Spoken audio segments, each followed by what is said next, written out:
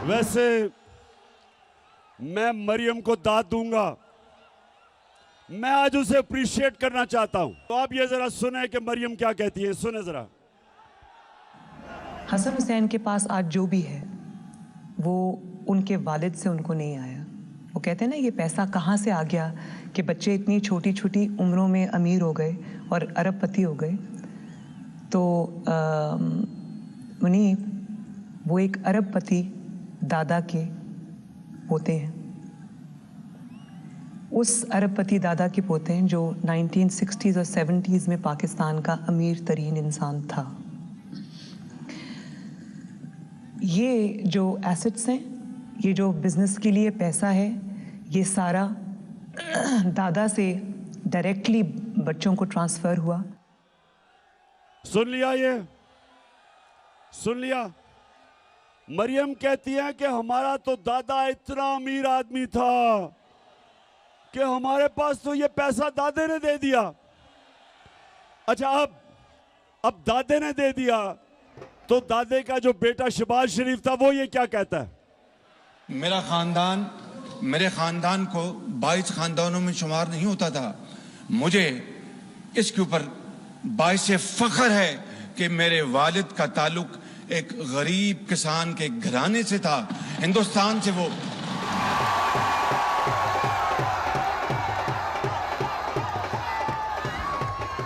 वैसे मैं मरियम को दाद दूंगा, मैं आज उसे अप्रिशिएट करना चाहता हूं। सुने सुने क्यों कि इतना बड़ा झूठ बोलते हुए एक भी मुंह से लाइन इधर उधर नहीं हुई।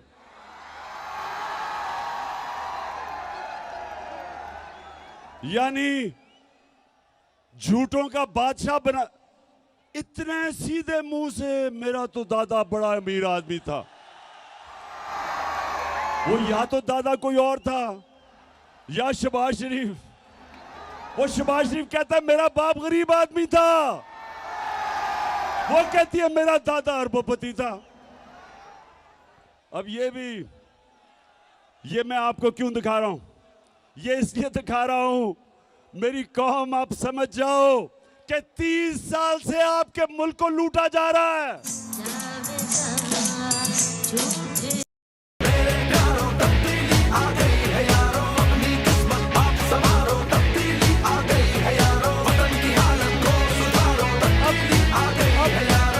दूसरी तरफ आ जाओ, आसिफ जरदारी।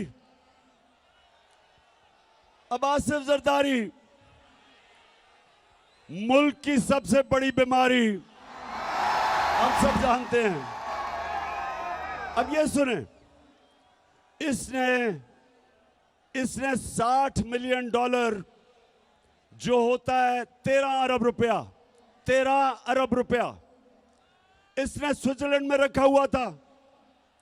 मुशर्रफ की हुकूमत ने जब पता चला तो मुशर्रफ की हुकूमत ने कानूनी कार्रवाई की और वो जो पैसा था वो कानूनी कार्रवाई के बाद वो पाकिस्तान को आना था। लेकिन जनरल मुशर्रफ ने इस मुल्क के ऊपर इतना बड़ा जुल्म किया कि इनको दोनों को एनआरओ दे दिया और माफ कर दिया, जबकि जनरल मुशर्रफ का पैसा ही नहीं था माफ करने के लिए। मेरी तरह के लोगों ने शोर मचाया कि कैसे आप माफ कर सकते हैं, पैसा तो कौम का था। तो 13 अरब रुपया इनका माफ हुआ। अब ये जरदारी डर गया, इसने एम्बेसडर को भिजवाया, बरतानिया से एम्बेसडर को स्विट्जरलैंड भिजवाया, ये तब प्रेसिडेंट था, और इसने वो सारे सबूत खत्म किए। जरा ये देखें, ये स्विट्जरलैंड में ये इंतहाई खुफिया और पुरस्कार ड्रामा जनेवा में उस वक्त मंजर-ए-आम पर आया जब पीर को सुबह 9 बजे वाजिद शमसुल हसन और नैब के सीनियर अहलकार दानिश्वर मलिक जनेवा में पाकिस्तानी हाई कमीशन की सिफारती कार में प्रोसिक्यूटर जनरल के दफ्तर पहुंचे। जराये के मुताबिक प्रोसिक्यूटर जनरल कई घंटों तक पाकिस्तानी हाई कमिश्नर और नैब के अहलकार को ये दस्तावेजात देने से मना करते रहे, क्योंकि इन दस्तावेजात को पाकिस्तानी सिफारतखाने की जानिब से कोई बाज़ाब्ता तौर पर वसूल नहीं कर रहा था। एनआरओ के बाद ये केस बंद कर दिए गए थे, मगर अब एनआरओ के खात्मे के बाद इस बात के मजबूत शवाहिद थे कि स्विस केस दोबारा खुल सकते हैं और ये शवाहिद पाकिस्तान की आला शख्सियत के खिलाफ इस्तेमाल हो सकते हैं। इत्तलाआत के मुताबिक जेनेवा में हुकूमत पाकिस्तान के साबिक वकील जैक पी से मुकदमात के असल सबूत वापस मांगे गए, जिस पर वकील ने यह कहकर सबूत वापस करने से इनकार कर दिया कि पाकिस्तान की एक आला शख्सियत इन मुकदमात में मुल्जिम है। तो ये जब ये एनआरओ मिला, बरतानिया से जरदारी ने एम्बेसडर को भेजा, तब ये सदर था, वो जिनीवा गया, उसने सारे सबूत जो आप देख रहे थे, सारे सबूत उठा के और 13 अरब रुपया जो कौम का चोरी हुआ था वो सारे सबूत खत्म कर दिए। तो ये जो दो घर हैं, ये जो 30 साल से लूट रहे हैं, इनको दोनों को मुल्क के ऊपर मुसल्लत किया गया। और ये जो दो घर हैं, ये पाकिस्तानियों गौर से सुन लें, ये 20 साल एक दूसरे को चोर कहते रहे। 20 साल जरदारी कहता था नवाज शरीफ चोर है और नवाज शरीफ कहता था जरदारी करप्ट है। 20 साल। और जब तहरीक इंसाफ की सुनामी आई, दोनों इकट्ठे हो गए, दोनों चोर मिल गए और अब इनको हमारे ऊपर मुसल्लत किया गया। 4 महीने में सारी कौम देखो कि उन्होंने किया क्या हमारे साथ। और मैं अब आपसे जो सबसे संजीदा बात करना चाहता हूं वो ये, अब ये मुल्क को संभाल नहीं सक रहे, मुल्क के हालात बिगड़ते जा रहे हैं। IMF ने भी कह दिया है कि जब तक पाकिस्तान में सियासी इस्तेकाम नहीं होगा, मुल्क के हालात बिगड़ते जाएंगे, माशरत नीचे जाती रहेगी, बेरोजगारी बढ़ती जाएगी, महंगाई बढ़ती जाएगी और पाकिस्तान में इंतशार का डर है, ये IMF कह रहा है। तो सवाल ये होता है कि ये दोनों क्यों इलेक्शंस करवाने से डरते हैं? क्योंकि सिर्फ इलेक्शन की वजह से मुल्क में इस्तेकाम आएगा सियासी। तो ये क्यों डरते हैं इलेक्शन से? ये डरते आपकी वजह से हैं। इनको पता है कि जब इलेक्शन हुआ इनका नाम और निशान मिट जाएगा।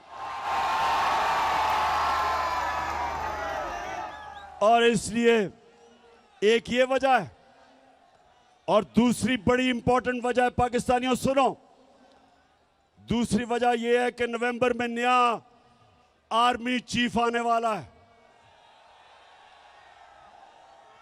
और ये दोनों जरदारी और नवाज शरीफ, इनकी पूरी कोशिश है कि ऐसा आर्मी चीफ आए जो ये अपना कोई फेवरेट लेके आए।